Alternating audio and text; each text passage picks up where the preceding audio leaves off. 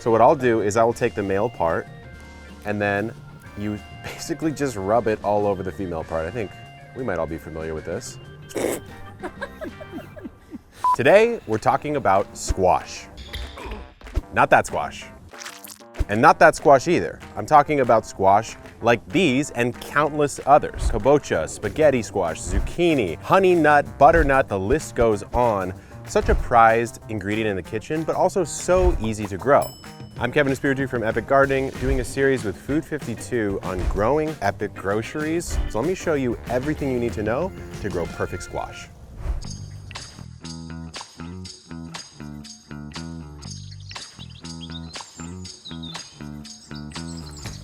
Here we are in the front yard in one of my raised beds, but I've got some winter and some summer squash. The process for starting them from seed, it's the exact same whether you're growing winter or summer.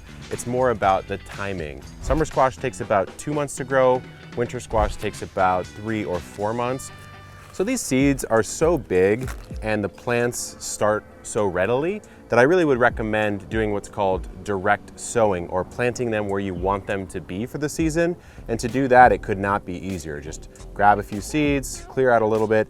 And I like to plant 2 or 3 in one hole because squash are a plant that can benefit from having a few friends right next to them. But if you are a little bit nervous to start from seed, the nursery is your friend. So you can just go to the nursery, grab some starts that look just like this, move some soil aside.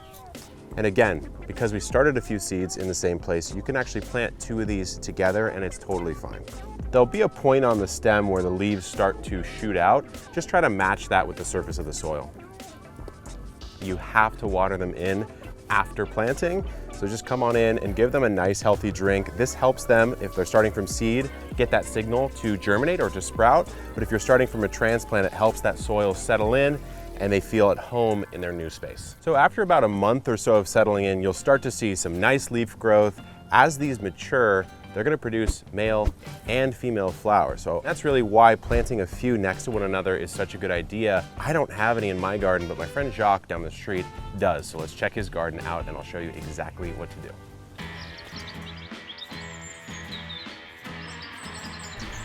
Well, Jacques. Hey, how's it going? Good. I heard you have some squash for me. I've got some squash for you. Why don't you come in and take a peek?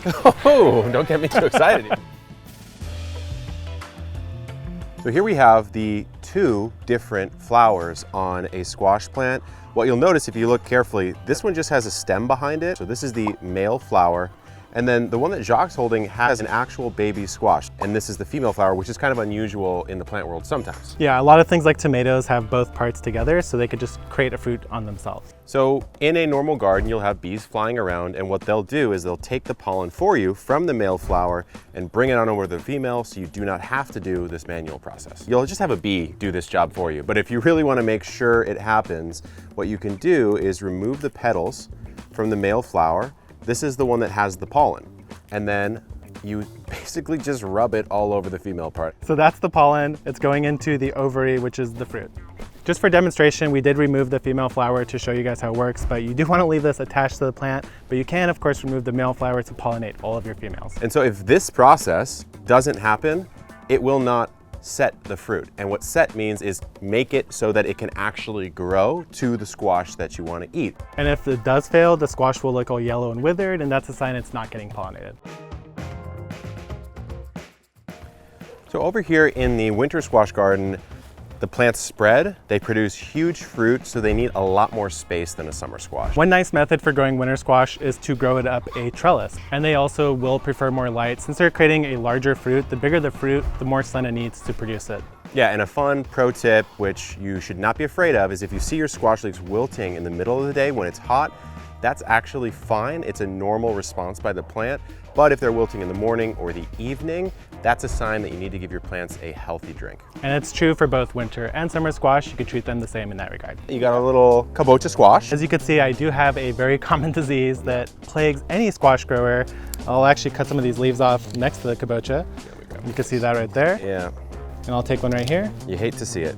What is it? Powdery mildew. The worst. So this is just kind of a fungal spore that can travel in the wind or live in your soil. You can't do much about it, so when it gets too bad, we just like to cut it off pretty much. It seems like you did cut it off on this guy right here, and then you ran into another squash problem. So that's the problem. It's like the squash needs the sun, but if you prune too heavily by removing the leaves, then these guys will actually cook in the sun. So over here I have one that did get burnt. The chickens are squawking because they probably heard me say that I have a bad squash, and that's one of the great things about chickens is that you can give them the fruit that doesn't quite meet your expectations. So this squash vine has been growing now for 3 to 4 months. It's close to the harvest window, and so one of the best ways to test if it's ready is to just take a fingernail, press it into the squash. If you can't get in there, that means you have a hard shell. Compared to one that's not ripe, your fingernail will just punch right in. Yeah, and it's part of the reason why it's called a winter squash. If it is nice and hard on the exterior, it makes for good storage over the winter. The other thing is the stem itself will look a little bit corky, and then there'll be that little yellow field spot on the bottom. You don't want to cut too low because the stem will dry down. Eventually it'll just break, so you want to leave like at least ½ inch. So this part of my garden is where all my summer squash is. I have a Lebanese Kusa type, and then I have the Emerald Delight over here.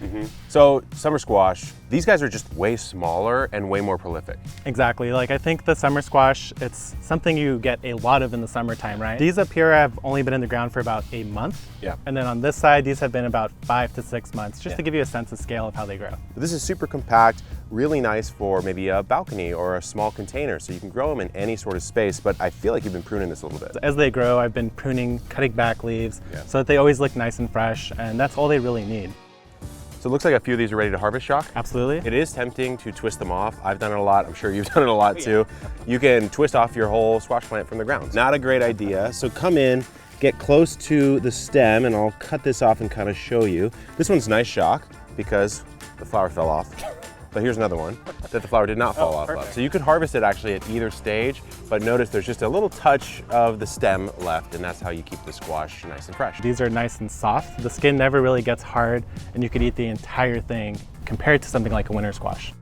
The thing that I really like about summer squash in particular is that you can eat it at so many different stages. You could eat the flower, you could eat immature like baby zucchini. You might get a bowling pin sized zucchini as well. So if you wait like 2 or 3 days, all of a sudden magically this squash will be 2 or 3 times the size. Baseball bat sized zucchini, anything in between, and it's still good eating.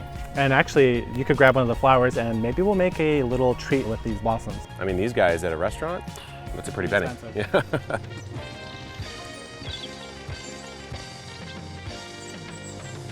You hungry? I'm hungry, and this is a recipe I've never seen before, but it is using a prized chef ingredient that for us gardeners kind of is free. It's a little easy for us. Yeah. As a gardener, again, you generally have more blossoms than you need, and they're very expensive to buy at the stores. Squash blossoms are one of the more common summer blossoms that you will eat that, of course, you could also eat the fruit right here, which is the more common way to do it. We cut out the inner part of the flower and rinsed it just to get any bugs out. And now we're basically good to go. We're gonna make a very simple quesadilla. So I just have a corn tortilla that I'm gonna heat up. So I'm cutting off all the green? Yeah, I think if we wanna get some of that tougher green stuff off, and we'll just focus on the blossom itself. And if you think about it, you just learned how to pollinate, so you could take all of the male ones after pollinating and just eat the rest of it. Exactly. This is a Oaxacan cheese. It's just a classic Mexican style cheese. And then once that melts a tiny bit, we're gonna just drop the squash blossoms straight in. Look at, oh, burned myself. It's all good. All right. I think we're about ready to taste here, Jacques. Is it gonna be absolutely flaming hot? Let's go. Ooh. That's good. A little essence of zucchini in there almost. There's a store we both know that if we go there, we'll probably pay $4 just for this thing right here. You could dress up little simple recipes and look like such a fancy chef, and no one knows. It's basically the waste from the garden. So you guys just learned how to grow squash from seeder transplant, summer and winter. And if you want a ton of recipes on how to deal with squash from your garden, check out some stuff from Food52. This has been Kevin. Some corn hit me. All right, hold on 1 second. This has been Kevin and Jacques from Epic Gardening, teaching you how to grow epic groceries. Good luck in the garden. Ouch. And keep on growing. Woo, it was hot. It's good, but it's hot.